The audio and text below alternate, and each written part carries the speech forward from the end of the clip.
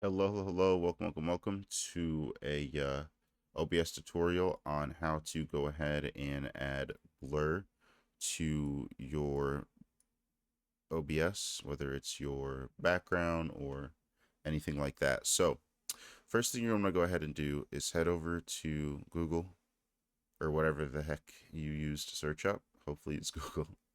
Doesn't really matter, right? And then we go to download. I'll leave the link for that screen in the description. This is the OBS website, so you know it's nice and safe. Then it brings you here. You're going to download the proper version of this depending on what kind of computer you have. And then you're going to add the plugin to OBS. We have a different tutorial about that if you're curious as to do that. Back to the blur, right? So once you go ahead and do that and restart your OBS, you can right click on your video capture device, go to filters, and then just add background removal.